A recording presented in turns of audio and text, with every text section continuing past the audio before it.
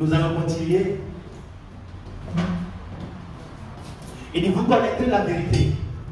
Et la vérité fera quoi? Vous affranchira. Mon peuple est détruit parce qu'il lui manque quoi? La connaissance. Et à chaque fois que nous sommes là, nous sommes en train de progresser dans cette connaissance de la vérité. Pierre va dire, progresser sans cesse. Progresser sans cesse. Donnez-nous 2 Pierre chapitre 3 verset 18. Mais croissez dans la grâce et dans la connaissance de notre Seigneur et Sauveur Jésus-Christ. Mais croissez dans la connaissance de notre Seigneur Jésus-Christ. Croissez voudra dire quoi? Grandissez, évoluez dans la connaissance de la vérité. Et donc nous sommes encore là pour progresser dans la connaissance. La connaissance d'une seule personne. Pas la connaissance de plusieurs personnes.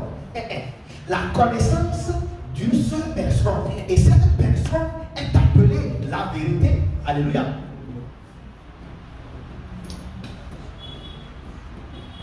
Et cette vérité nous a été révélée ce matin au nom puissant de Jésus-Christ. Nous allons continuer dans la série que nous avons prise, la nature de Dieu, ou le caractère de Dieu. Ce sera le thème de ce matin. La nature de Dieu, ou le vrai caractère, le caractère de Dieu. Vous savez, la connaissance révélée de Dieu,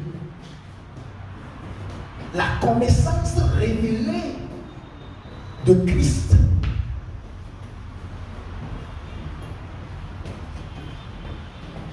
permet une bonne relation avec lui. Alléluia. Une connaissance approfondie, exacte et précise. Une connaissance révélée de Christ, de Dieu, permet une bonne relation avec lui. Permet une relation saine avec lui.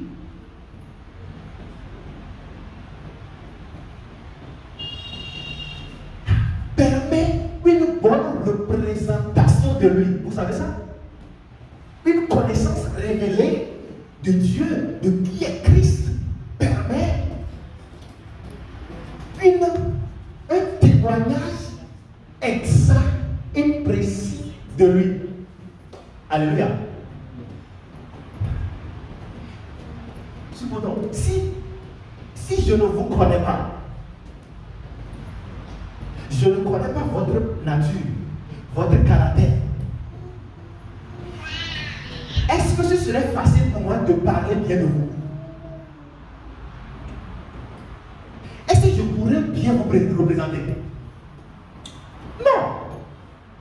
Ce qui va me permettre de bien rendre témoignage de vous, ce qui va me permettre de bien parler de vous, de bien vous présenter, c'est lorsque je sais quelle est votre nature, quel est votre caractère, comment vous pensez, comment vous parlez et comment vous agissez. Alléluia. Soyez là. Sinon, je vais dire, nous voyons quoi? Mais nous soyons. Non, si je ne le connais pas bien, je ne peux pas bien parler de lui. Alors ce n'est pas magie, mais il n'y a pas magie en Christ.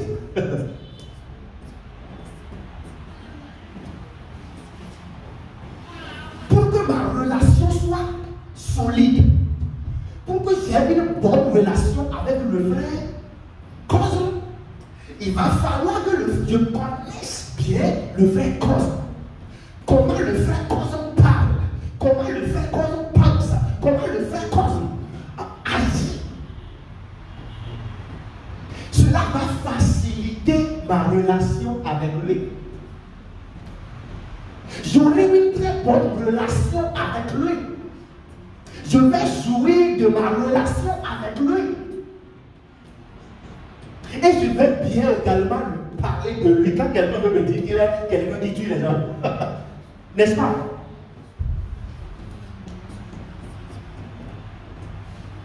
Alléluia. Donc exactement, quand on ne connaît pas qui est Dieu, qui est Christ, quelle est sa nature, quel est son caractère, comment il pense, comment il parle, comment il agit, ce serait difficile d'être un témoin exact de lui. Ce serait difficile de le représenter. Ce serait difficile de jouir de la relation avec Dieu. Si je sais que mon papa est bon, mon papa est amour, mon papa est grâce, cette relation, nous aurons une bonne relation.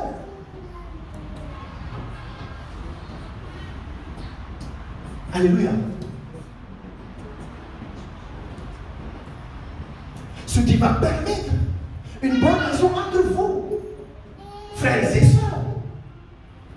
C'est lorsque, ou bien mon partenaire, c'est lorsque je connais ce partenaire. C'est lorsque je maîtrise sa nature. C'est lorsque je maîtrise son caractère. C'est lorsque je maîtrise quand il pense, comment il pense plutôt, comment il parle et comment il agit. De la même manière, notre relation avec Dieu, lorsqu'on le connaît très bien, ça devient une bonne relation. Une relation efficace, une relation solide, une relation où nous allons jouir de tout ce que nous voulons. Alléluia.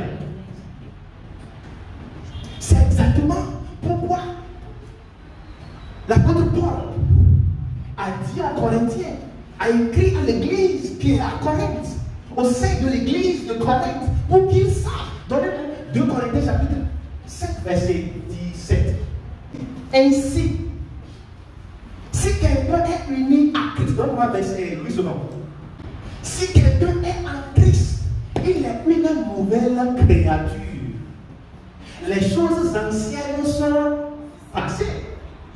Voilà, toutes choses sont devenues nouvelles. Si quelqu'un est où? En Christ. Il est quoi? Les choses anciennes, toutes choses sont devenues comment? Nouvelles. Donc il s'est mis à leur rappeler, à l'église de Dieu qui est à Corinthe, que si quelqu'un est en Christ, pour qu'il sache, afin qu'ils aient une bonne relation avec Dieu.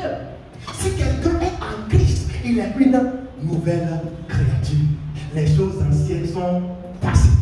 Toutes choses sont devenues nouvelles. Imaginez un peu ce qui se passait, il a écrit ça.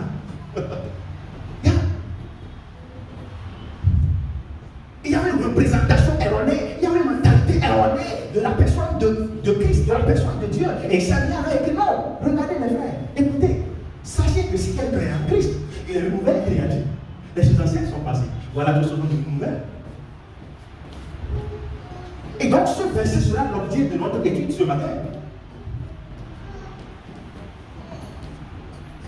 Afin que nous ayons une bonne relation avec Dieu, afin que nous puissions bien témoigner de lui, afin que nous puissions bien le représenter, et afin que nous puissions jouir également d'une bonne relation avec lui. Ça va? D'une bonne relation avec lui. Alléluia. Bien. La première question que nous allons poser, c'est que signifie si quelqu'un est en Christ?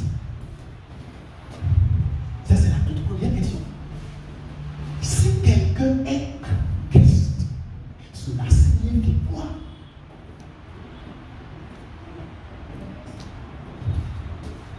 Si quelqu'un est en Christ, écoutez, signifie persuadé, si quelqu'un est convaincu,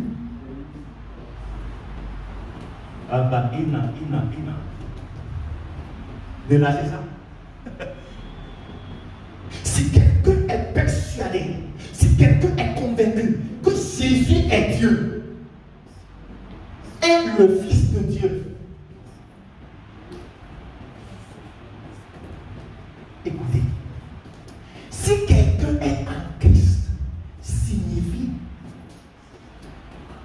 quiconque est persuadé, quiconque est convaincu que Jésus est Dieu et en même temps le Fils de Dieu, c'est-à-dire il est le Seigneur et le Sauveur. Comme l'ont témoigné les premiers apôtres.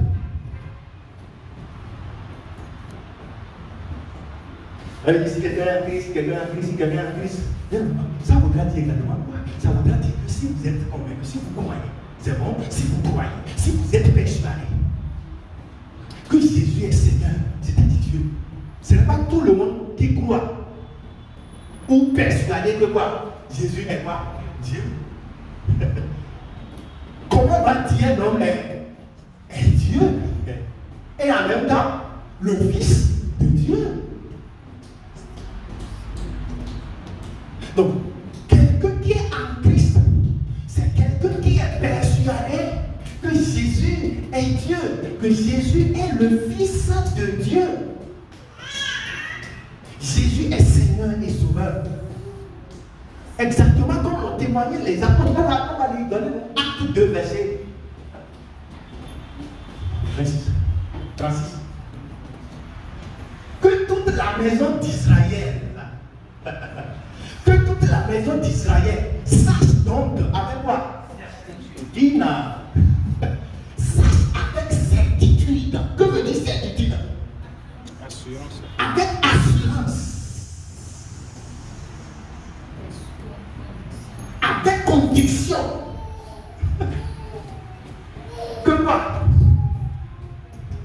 Que Dieu a fait Seigneur Christ. Oh, a fait Seigneur et Christ. Ce Jésus que vous avez.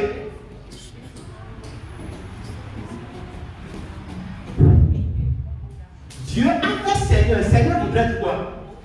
Dieu. Donc Dieu a fait Dieu. Et Fils. Le Christ voudrait dire quoi? Le Christ voudrait dire Fils de Dieu. À chaque fois que vous voyez Christ dans la Bible, ça veut dire Dieu qui est devenu un être humain. Et c'est ça qui est Fils de Dieu. Donc, que toute la maison d'Israël sache donc avec certitude que Dieu a fait Seigneur. Que Dieu a fait Christ. Ce Jésus que vous avez crucifié. Dis avec moi, je suis persuadé. Je suis convaincu. Avec certitude. Que Jésus est Dieu. Que Jésus est le Fils de Dieu. Alléluia. Ça a été le témoignage des premiers apôtres. Donc exactement ça doit être notre témoignage.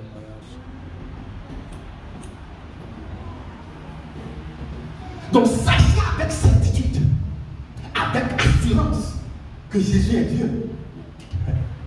Que Jésus en même temps qui est Dieu, il est en même temps le Fils de Dieu. Aïe. Donc quiconque est en Christ, c'est-à-dire quiconque est persuadé que Jésus est Dieu. Donc, vous qui êtes en Christ, vous êtes ceux-là qui sont persuadés que Jésus est qui? Dieu est le Fils de Dieu. Alléluia. Oh, machina. Geyata. Vous qui êtes en Christ, nous qui sommes en Christ, vous qui êtes en Christ, nous qui sommes en Christ,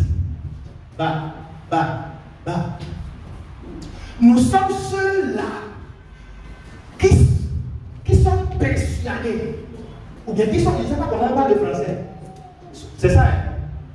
Persuadé, convaincu que Jésus est Dieu et en même temps le Fils de Dieu. Si quelqu'un ne croit pas ça, si quelqu'un n'est pas persuadé de ça, il n'est pas où? Il n'est pas où? En Christ.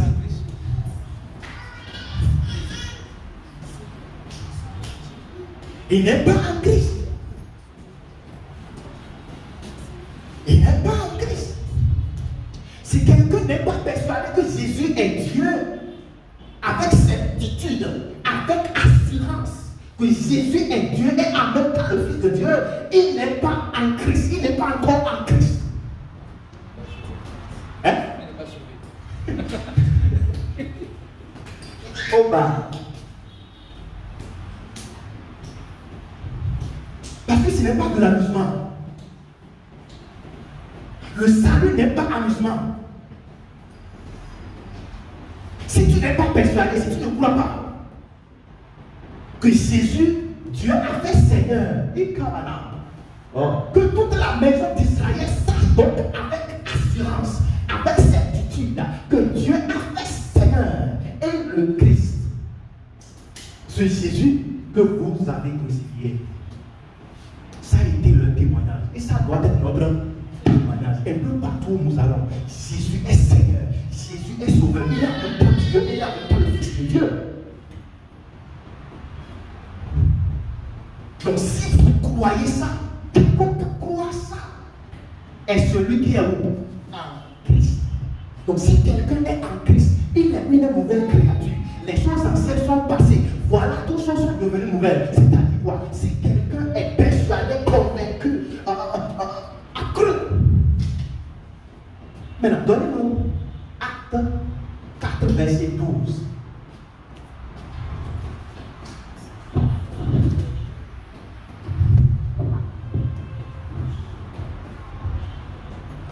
Il n'y a de salut, regardez, en aucun autre.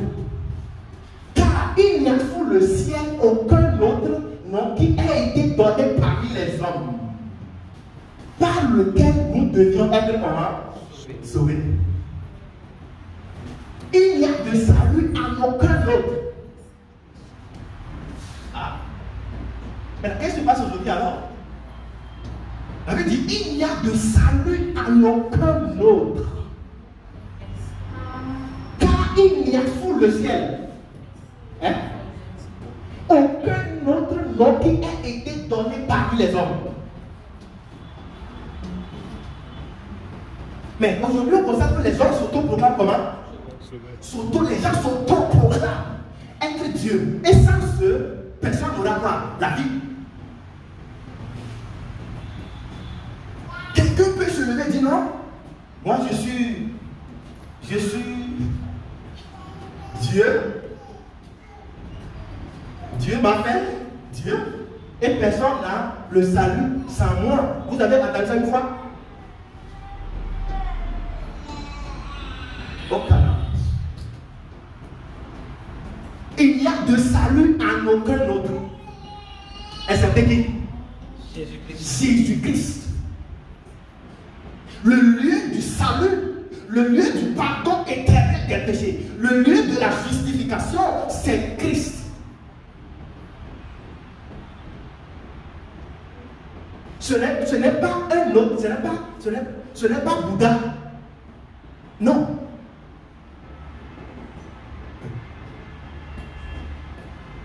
Ce n'est même pas aucun des prophètes. Aucun des prophètes. Aucun. Jésus-Christ est le Sauveur. Et si quelqu'un est en lui, il est automatiquement comment? Sauvé. On dit il y a de salut en aucun. Le salut est où? En Jésus-Christ. Donc si je suis en Jésus-Christ, cela vous donne quoi? J'ai le salut. Dis avec moi, j'ai le salut en Christ. Mes péchés sont pardonnés en Christ. Alléluia. Donc vous qui êtes en Christ, nous qui sommes en Christ, nous sommes ceux-là qui sont persuadés que Jésus est le Sauveur. Alléluia. Et il y a. Oh, et maintenant. Car il n'y a sous le ciel aucun autre nom qui ait été donné parmi les hommes par lequel nous devions être sauvés. Donc si vous voyez un autre nom, une autre personne qui dit je suis le chemin, c'est-à-dire ça moi, c'est pas moi, ça c'est quoi? Ça c'est aberration, abomination. Ça c'est ce qu'il a appelé blasphème contre le Saint-Esprit. Le blasphème contre le Saint-Esprit, c'est ne pas reconnaître Jésus comme étant Dieu, étant le Sauveur. Donc, quiconque s'auto-proclame aujourd'hui Dieu est en train de blasphémer. C'est une aberration contre Christ et ce qu'il a fait pour nous. Alléluia. Donnez-nous acte. Je pense 13. Acte 13, merci beaucoup. Tu es chargé ce matin. Tu es inspiré ce matin. C'est de la postérité de David que Dieu, selon sa promesse, a suscité à Israël un quoi? Un sauveur qui est qui?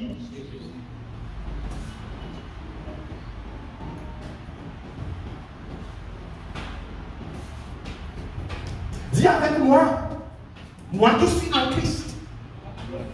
Oh, moi qui suis en Christ. Je suis persuadé. Je suis celui-là ou celle-là qui est persuadé que Jésus est Dieu. Et en même temps le Fils de Dieu. Que Jésus est Seigneur et Sauveur. Mais comment reconnaît-on celui qui est en Christ? Est-ce que ce n'est pas habillement? Est-ce que ce n'est pas par couleur? Est-ce que ce n'est pas le fait que la personne ne porte pas beaucoup d'oreilles? Donc comment reconnaître ce qu'elle dit à Christ? Celui qui est convaincu que Jésus est Dieu. Bayana. Celui qui est convaincu que Jésus est Dieu. Vous les connaissez de cette manière-là. Celui qui confesse, qui atteste, qui certifie un peu partout où il va que Jésus est Dieu. Jésus est le Fils de Dieu. Il est Seigneur et Sauveur. Celui-là, rapidement, soyez là. Yeah? Mais je ne veux pas dire de ne pas être aussi ami avec ceux qui n'ont pas encore Christ. Alléluia.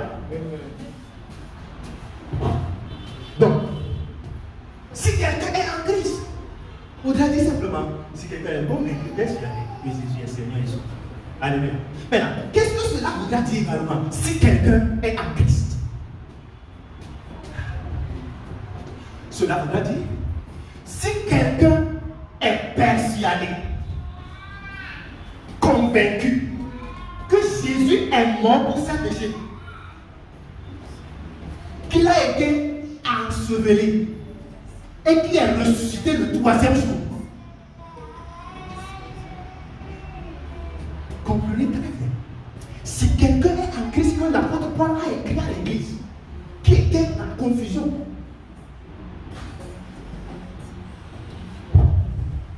il dit, si quelqu'un est persuadé avec certitude que Jésus ou Christ est mort pour ses péchés, qu'il a été enseveli comme on entend quoi? Les hommes. Et le 3e jour, il est ressuscité. Celui-là est sauvé. Donc vous reconnaissez.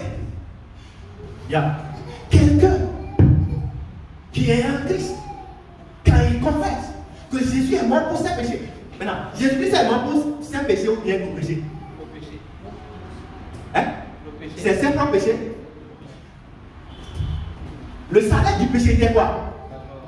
Le salaire du péché était la mort. Ce n'était pas l'argent. Le salaire du péché, le prix à payer pour le péché, ce n'était pas l'argent. Si c'était l'argent, les gens en ont plein. Les pauvres, là, comment ils vont faire? On sait que c'est les riches seulement qui seront sauvés si le prix était l'argent. Il dit le prix de nos péchés. c'est la mort. Donc si quelqu'un veut payer le prix de sa péché, qu'il fasse quoi? Qui va accepter mourir? Alléluia. Mais Dieu a tellement aimé le monde. Dieu nous a tellement aimés. Il a dit non, moi je vais payer le prix à votre place. Car Dieu a tant aimé le monde, il a donné son Fils unique, Jésus-Christ, afin que quiconque croit en lui ne périsse pas. Mais Dieu n'a pas la vie éternelle. Dieu a prouvé son amour envers nous, parce que lorsque nous étions encore des pécheurs, Christ est mort pour nous. Romains 5, verset 8. Donc le prix à payer, ce n'est même pas. Oh, quand tu sais, hier j'ai menti, j'ai fait ça. Si c'était la confession, j'ai confessé, il n'y a pas quelqu'un qui a confessé plus que moi. J'avais confessé. Oh, j'avais confessé. Mais si c'était le prix à payer pour nos péchés, je serais le premier à être sauvé. C'est pourquoi Paul va dire, c'est par la grâce que nous sommes sauvés, par le moyen de la foi. Et cela ne vient pas de nous, c'est le don de Dieu.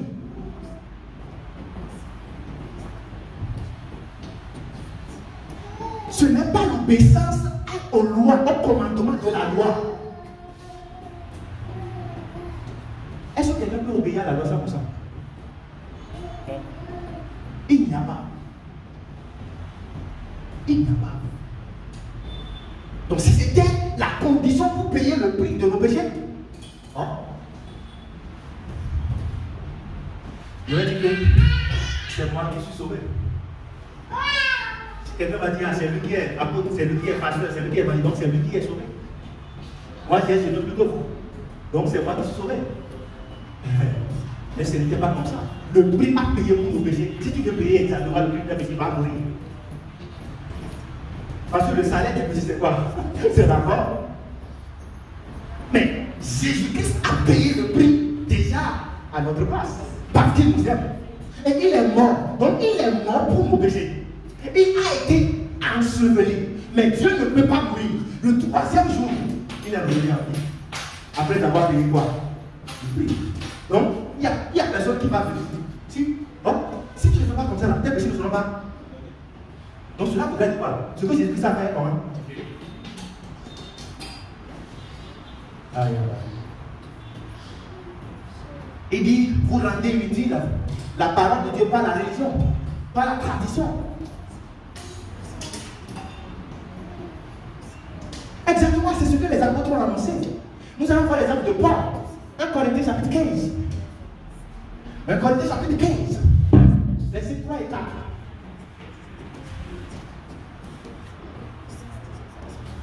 Arrêtez-moi sur le. Je vous ai enseigné avant tout, comme je l'avais aussi reçu, que Christ est quoi? Christ est mort pour nos péchés, selon les Écritures. 4. Qu'il a été enseveli et qu'il est ressuscité le troisième jour, selon quoi? Les Écritures. Qu'est-ce que l'apôtre a enseigné? Que Christ est mort pour le péché. Ça fait un. Enseveli et ressuscité. Donc si quelqu'un est en Christ, regardez, si quelqu'un est persuadé avec certitude que Jésus-Christ est mort pour ses péchés, qu'il est enseveli, et le troisième il est ressuscité, celui-là a la vie.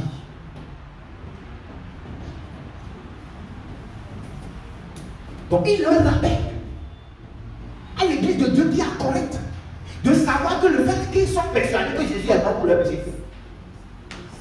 enseveli et ressuscité, ils ont une bonne relation avec le Dieu de l'air.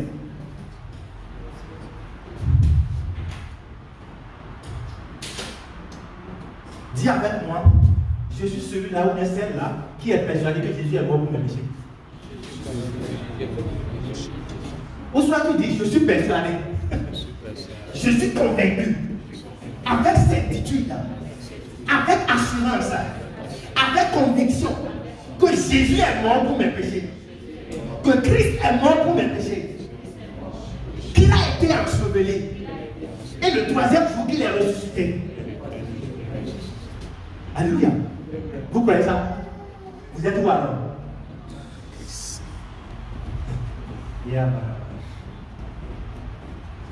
Regardez, le frère a fait cheveux. Si c'est dans la prison maintenant, hein? Il est très loin du salut. Hein? Il est en enfer. Le salut n'est pas défini, déterminé par le cheveu que tu fais.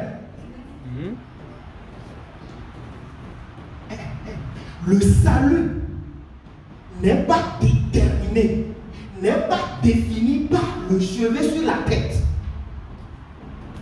Ce n'est pas défini, ce n'est pas déterminé par l'habillement. Je ne suis pas en train de dire de ne pas s'habiller décemment. Non. La raison pour laquelle je vais bien m'habiller, c'est que c'est mon identité. Là, parce que je suis con. Comment je veux m'habiller de façon radio? Est-ce que le mot là existe? Non. La raison pour laquelle vous êtes beau, la raison pour laquelle vous êtes belle, c'est que c'est votre identité en Christ. C'est celui ou celle que vous êtes en Christ. Mais ce n'est pas ça qui vous rend quelqu'un enfant de Dieu ou le salut. Vous allez entendre, ah, ce type de cheveux que vous avez fait, vous allez finir où? En enfer. Non. Il n'y a pas quelque chose comme ça. Maintenant, on va aller très vite. Que veut dire encore si quelqu'un est en Christ? Ça fait deux, n'est-ce pas? Maintenant, que veut dire encore si quelqu'un est en Christ? Si quelqu'un est en Christ, voudra dire aussi, si quelqu'un est persuadé, convaincu, avec certitude, que Jésus est la foi pour le salut.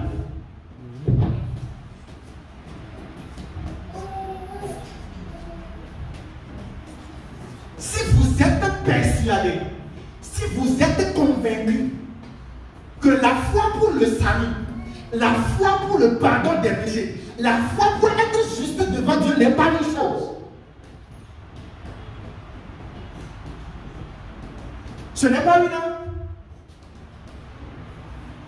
quelque chose qui vient de celui qui a entendu la bonne nouvelle, mais plutôt est Jésus-Christ. Comprenez ceci. Vous allez entendre les gens dire, il faut avoir quoi? La foi. Il faut avoir la foi. Comment la foi? Toi, ta foi est comment? Petite. La foi devient quoi? Quantifiable. Oh? Toi, tu as ta foi là, c'est petite. Et la foi de l'autre est comment? Grande. La foi, c'est une personne. La foi, c'est Jésus-Christ. Il dit, je suis le chemin. Vous avez vu ça une fois? Je suis le chemin. Et là, le chemin où? Hein? Pour le salut. Et là, comment on a le salut? C'est pas la foi, dit non. Quiconque croit. C'est pas la foi. Mais là, il dit, je suis le chemin. Mais si le chemin vers quoi là? C'est pour le salut. Donc, il était en train de dire indirectement que je suis la foi pour le salut. Que ça. Je suis le chemin, vous avez dit, il n'y a pas d'autre moyen. Il n'y a pas d'autre moyen. Donc, je suis le chemin. Cela voudra dire, je suis la foi. Parce que c'est la condition pour être sauvé. Quiconque croit en lui ne périsse point. Mais qui est quoi? La vie éternelle. Quiconque croit. Et il a dit quelque part, je suis la porte. Maintenant, si vous voulez le verset, ça fait le premier que j'ai dit là, ça fait Jean 14, verset 6. Je suis le chemin. Maintenant, je suis la porte, c'est dans Jean chapitre 10, verset 9. Il dit, je suis la porte. Je suis la porte. Maintenant, la porte pour où? Pour le salut. Maintenant, le salut, il a dit quoi? le pardon des péchés. Donc, je suis la porte pour le pardon des péchés. Je suis la porte pour la justification. Pourquoi quelqu'un dise qu'il est juste? Je suis la porte, je suis la personne. Pourquoi quelqu'un dise que ses péchés lui sont pardonnés? Je suis la personne. Maintenant, laissez-moi vous dire. Il est où maintenant? Il est où? Dis, il est à moi. Il est à moi. Donc, si Jésus est la foi, ça veut dire la foi vient de ce qu'on entend. Et qu'est-ce qu'on entend? La parole de Dieu. Maintenant, qui est la parole de Dieu? Est-ce que c'est quoi? Encre noir sur blanc. C'est qui? Jésus-Christ est la parole de Dieu. C'est pourquoi il dit, au commencement était la parole. La parole était avec Dieu. Et la parole était Dieu. Par la suite. Et la parole est devenue. Et elle a habité parmi nous. C'est qui ça? Donc Jésus-Christ, si ce qu'on entend vient de la parole, la foi vient de la parole, et la foi vient de ce qu'on entend. Et ce qu'on entend est la parole qui est Jésus-Christ. Donc Jésus-Christ c'est quoi? La foi. Donc, vous qui êtes persuadés que Jésus est la foi, vous avez la plénitude de la foi de Dieu. Est-ce que Jésus-Christ, sa foi est petite? Quel genre de foi Jésus a? Combien Jésus est? C'est la foi de Dieu. Si Jésus-Christ est en vous, donc cela veut dire quoi? Vous avez la plénitude de la foi de Dieu. Je n'ai pas besoin de vous dire, augmentez votre foi. Comment Jésus-Christ est en moi est plus grand que Jésus-Christ est en vous. Donc, c'est même Jésus. Et il est en nous avec la plénitude de la foi de Dieu. Mais le problème se trouve au niveau de la connaissance. Ce n'est pas au niveau de la foi. Pour quelqu'un qui est en Christ, ce n'est pas qu'il a besoin de plus de foi. Non. Il a besoin de plus de quoi? Vous connaissez la vérité. Ce n'est pas la foi. Les enfants de Dieu n'ont plus besoin de. N'ont pas problème de foi. Ils ont problème de connaissance. Plus tu connais, plus tu comprends, plus tu marches dans la victoire, plus tu marches dans l'assurance, plus ta relation avec Dieu devient facile.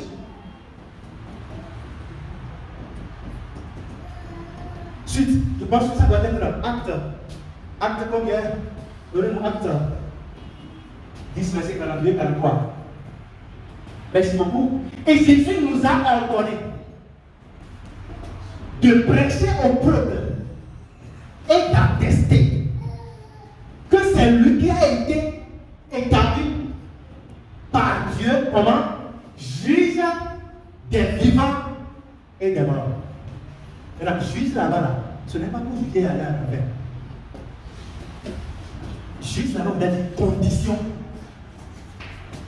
c'est-à-dire la porte, le chemin. Et Jésus nous a ordonné de prêcher au peuple et d'attester que c'est lui. Dis avec moi, c'est lui. Ce n'est pas moi. Ce n'est pas quelqu'un d'autre. C'est lui qui a été établi par lui-même. Comment? Juge des vivants.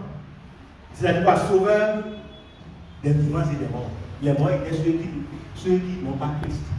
Les vivants sont aussi les croyants. Alléluia. Verset 43. Tous les prophètes rendent de lui témoignage que quiconque croit en lui reçoit par son nom quoi? Comment on reçoit le pardon des péchés? C'est à quel nom? Le nom de Jésus. Quiconque croit en lui reçoit par son nom le pardon des péchés. Le pardon des péchés est au nom de Jésus-Christ. Donc Jésus-Christ est la foi de Dieu pour le salut. Jésus-Christ est la foi de Dieu pour le pardon des péchés. Et s'il est en vous, parce qu'il est en vous, vos péchés sont comment? Pardonnés. Dis avec moi, avec assurance, que mes péchés sont pardonnés. Je suis son pardon. Car je suis en Christ. Car je suis en Christ. Alléluia. Paul va dire, car c'est par la grâce que nous sommes sauvés par le moyen de la foi. Et cela ne vient pas de nous. Donc, par le moyen de la foi. Et la foi là ne vient pas de nous. C'est le don de Dieu. Et qui est le don de Dieu? Jésus-Christ. Donc Jésus est la foi pour le salut. Donc vous qui êtes en Christ, vous êtes ceux-là qui sont persuadés que Jésus est la foi pour le pardon éternel des péchés. Vous n'avez pas besoin, il faut avoir cette foi, il faut avoir. Non, non, non, non. Non, notre foi pour le salut, c'est Jésus-Christ. Donc Jésus-Christ, c'est la foi. Maintenant, merci beaucoup. Si quelqu'un est enfant de Dieu, on va aller là, parce que le temps nous presse. Revenons dans 2 Corinthiens chapitre 5, verset 17. 2 Corinthiens 5, verset 17. Si quelqu'un est en Christ, on a fini avec si quelqu'un est en Christ, c'est bon. Maintenant, il est quoi? Il est une nouvelle créature. Dis avec moi, je suis une nouvelle créature. Je suis une nouvelle créature. Encore. Je suis une nouvelle créature. Que signifie il est une nouvelle créature? Que Paul a écrit. Qu'est-ce que cela signifie? Cela signifie que il est l'image de Dieu invisible.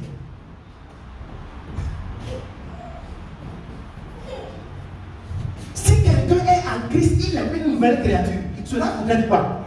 Il est l'image du Dieu invisible. Il est le représentant de la représentation exacte de Dieu qui est vraiment invisible. Comme exactement Christ l'a été. Vous comprenez ça? Ici, il y a un Christ, il est une nouvelle créature. Cela voudra dire juste que cette personne-là est à l'image de Dieu invisible. Exactement comme Christ. Colossiens 1, verset 15. Colossiens 1.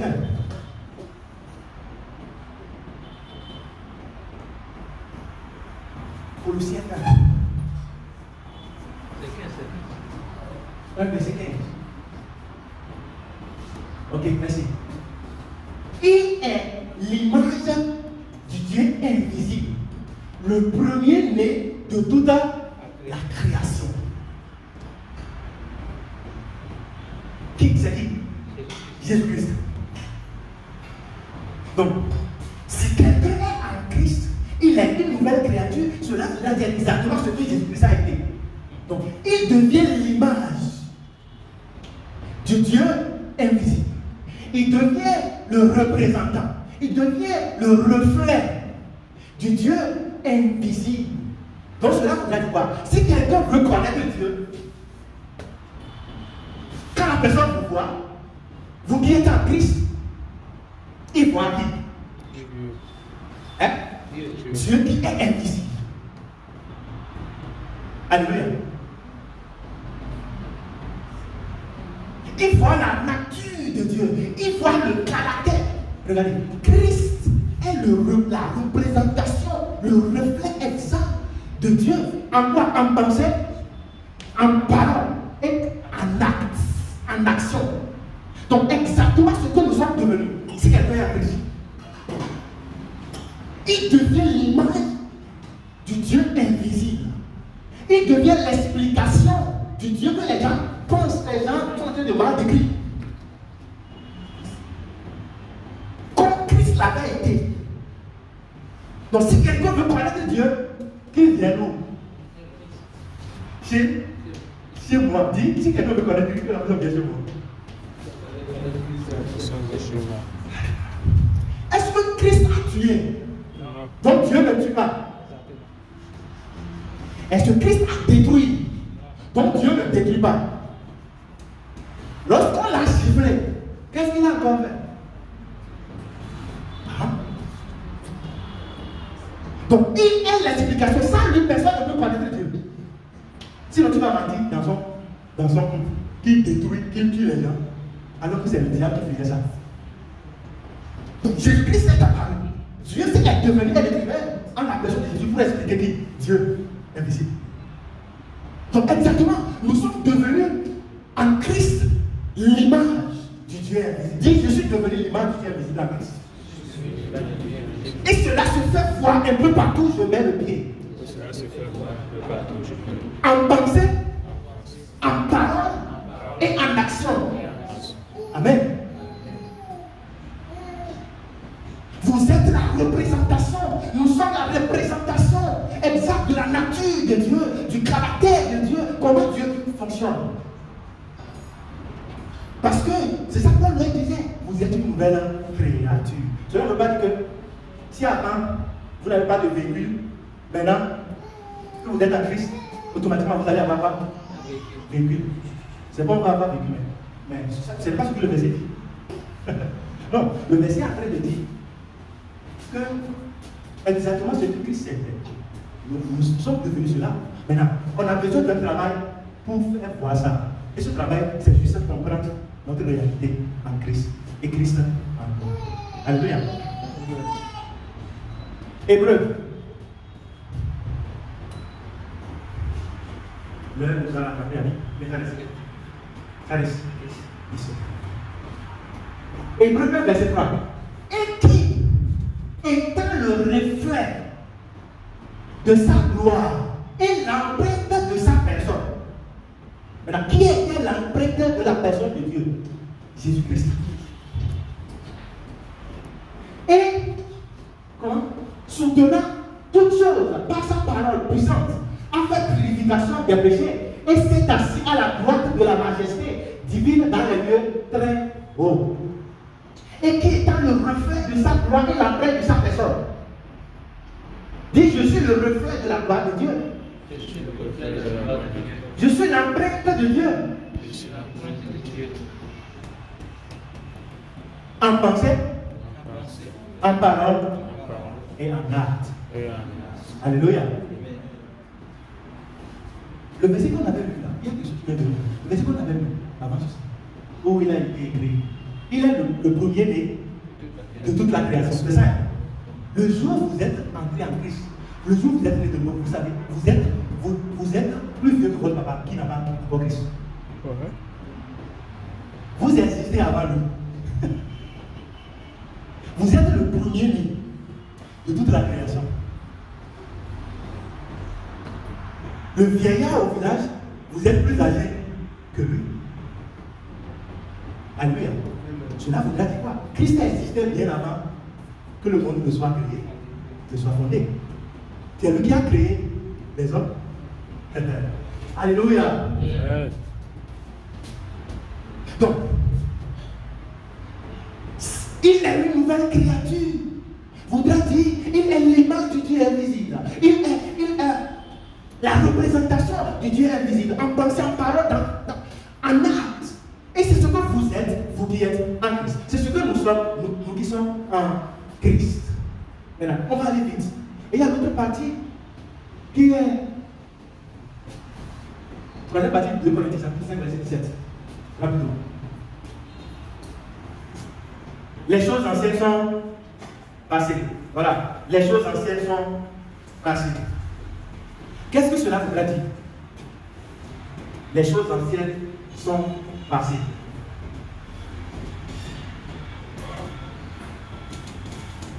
Si quelqu'un est en Christ, il a une nouvelle créature. Les choses anciennes sont passées. Cela ne veut pas dire que, automatiquement, si vous finiez avant et que quand vous annonce la bonne nouvelle, automatiquement, là, vous allez laisser l'habitude. Non, c'est progrès. Je ne sais pas ce que le verset dit. Ah, regardez, on dit, si quelqu'un les choses anciennes sont passées, et toi tu continues de fumer. Non, c'est progrès. Maintenant, qu'est-ce que ça veut dire? Les choses anciennes sont passées. N'oubliez pas qu'il était en train d'adresser ce message à l'église de Corinthe. Au peuple, aux fidèles de l'église de Corinthe. Et il leur a dit, les choses anciennes sont passées. Cela voudrait dire quoi? Cela voudrait dire la manière dont vous pensiez avant, ou bien Ne plus avoir la conscience du péché. Ne plus avoir la conscience des conséquences du péché. C'est-à-dire quoi? Ne pensez plus que vous êtes quoi? Pécheur. Quand il dit les choses anciennes sont passées, il est en train de nous dire non. N'ayez plus une conscience du péché. Ne pensez plus au péché parce que ce n'est plus dans votre nature. Vous portez une nouvelle nature. Que cela ne soit plus votre objet de souci. Les choses anciennes sont passées, vous l'avez dit, n'ayez plus conscience de la mort. Quiconque est en Christ est mort. Pourquoi je vais encore penser, ah, ici je jouerai la vie. Je ne veux pas finir en enfer maintenant. Je ne veux pas mourir maintenant. Non.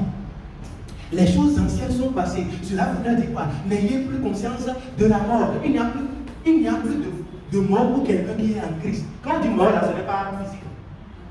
C'est mort. Quand Abaza, fatigué là, notre réalité, notre citoyenneté, ce n'est pas terrestre. C'est spirituel. Nous continuons. Si Dieu est immortel, nous sommes comment? Immortels. Alléluia. Donc les choses anciennes sont passées. Vous l'avez dit, je ne pense plus au péché. Je ne pense plus au péché. Je n'ai plus quelque chose en moi comme péché. Ce qui est en moi, c'est la justice. Donc je vous vois comme juste. Et je traite avec vous comme étant juste, étant grâce, étant amour. Parce que c'est la nature que vous portez désormais.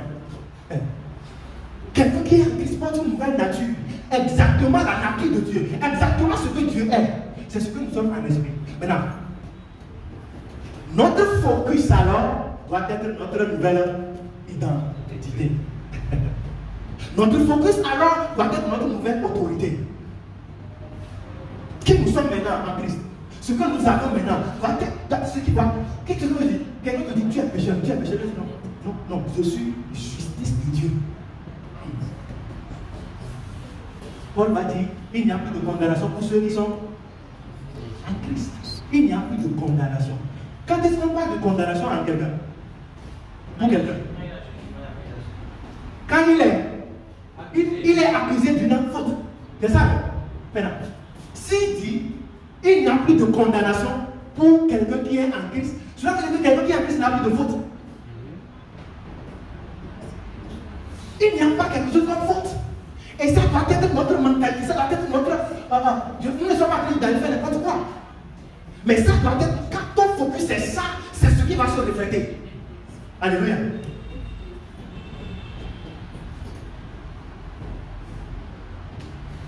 Donc, nous sommes une nouvelle créature. Les choses anciennes sont... C'est pourquoi Dieu a dit au travers du prophète Ésaïe 43. Ésaïe 43, verset 10. Regardez ce que tu as dit. Ne pensez plus aux événements passés. Et ne considérez plus ce qui est ancien. Qu'est-ce qui est ancien? Hein? Nous étions tous ça. Nous étions tous morts par le péché. Nous étions tous injustes. Nous étions tous pauvres. Nous étions tous... Et ne pensez plus à ça.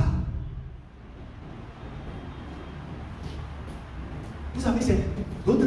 Ce qui les tue, c'est cette pensée. Ce n'est pas que quelqu'un leur a fait quelque chose. Non. C'est la peur de mourir.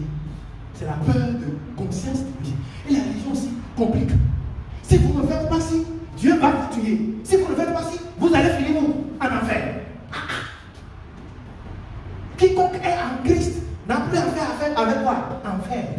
Il est délivré de la puissance des ténèbres éternellement. Et donc, nous pensons la justice de Dieu, nous pensons la grâce, nous pensons la paix, nous pensons la richesse, nous pensons tout ce que Christ est et tout ce que Christ a. Alléluia. Levons-nous sur nos pieds. J'ai encore un peu de choses à vous dire, mais nous allons attendre. Mais chez Ko, elle est brûlée, Basikato, elle est Morina, Basatia, Barako, Ngade, Prosikato, elle est Masita, Bakingalena. Les choses anciennes sont passées. Je n'ai plus la conscience du péché. Je ne suis plus condamné. Il n'y a plus de condamnation pour celui qui est en Christ. Vous allez déclarer à plein mot qu'il n'y a plus de condamnation pour moi qui suis en Christ. Commence par déclarer cela. Il n'y a plus de condamnation pour moi qui suis en Christ. Version elle est comme un démon. C'est kato et démon. il n'y a plus de condamnation pour moi. Si quelqu'un est en Christ, il est une nouvelle créature. Les choses anciennes sont passées. Je suis libéré de la conscience du péché. Je suis libéré de la conscience du péché. Aïka, confesse cela et déclare cela. Je suis libéré, je suis déchargé, je suis de la conscience du péché, de la conscience de la condamnation. Car Dieu est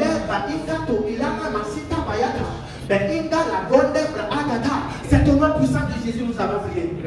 Vous savez, regardez, pourquoi il n'y a plus de condamnation pour celui qui est en Christ? Je veux dire que Dieu ne trouve pas mal avec lui à Christ et Jésus. Il n'y a plus de condamnation pour celui qui est en Christ. La condamnation ne viendra pas des hommes. Ça devrait venir de qui? De Dieu. Et il dit maintenant, il n'y a plus de condamnation. Cela veut dire que Dieu ne condamne plus personne. Grâce à ce que Christ a fait. Dieu ne trouve plus de faute. Dieu ne trouve plus de péché à quelqu'un. Et c'est pourquoi, parce que c'est comme ça que nous devons vivre de cette manière. Alléluia. Et donc, commençons par déclarer, il n'y a plus de condamnation pour moi. Donc, je n'ai plus conscience du péché. La mort n'a plus de domination sur moi. La mort n'a plus de domination. Les gars, le péché n'a plus de domination. Je suis une nouvelle créature. Je suis à l'image du Dieu invisible. Je suis l'image du Dieu invisible. Commence par déclarer ces choses-là. Commence par confesser ces choses-là. Je suis l'image du Dieu invisible. C'est ce que le diable ne veut pas entendre. Je suis l'image du Dieu invisible. Je suis la représentation exacte du Dieu invisible en pensée, en parole et en acte. C'est cadeau. Elle est Kalibanda Braha Katorina. C'est cadeau qu'elle est Masika. Babinga Lendo Ida Rosi Kato. Elle est cadeau qu'elle est Masika Bayata. Babinga Lendania. Je suis convaincu que Jésus est Dieu. Je suis convaincu que Jésus est le Fils de Dieu. Je suis convaincu que Jésus est mort déjà pour mes péchés. Il a été enseveli, il est ressuscité. Je suis convaincu qu'il est la foi pour le pardon de mes péchés. Qu'il est la foi pour ma justification. Bachata. C'est au nom puissant de Jésus nous avons prié. Père, nous te disons merci. De ce que tu nous as justifié gratuitement par Jésus-Christ. Reçois la gloire au puissant de Jésus. De ce que nous sommes sanctifiés gratuitement par Jésus-Christ. De ce qu'il a fait. Reçois la gloire au puissant de Jésus. Merci de ce que, alors que nous rentrons dans cette semaine, c'est une semaine bénie pour chacun de nous. C'est une semaine bénie pour chacun de nous. Tous ceux sur quoi nous imposons nous prospères au nom puissant de Jésus. Un peu partout nous mettons au pied, la grâce se manifeste. L'amour de Dieu, l'amour inconditionnel de Dieu se manifeste. La nature inconditionnelle de Dieu se manifeste. Le caractère de Dieu se manifeste. Au nom puissant de Jésus, nous avons prié.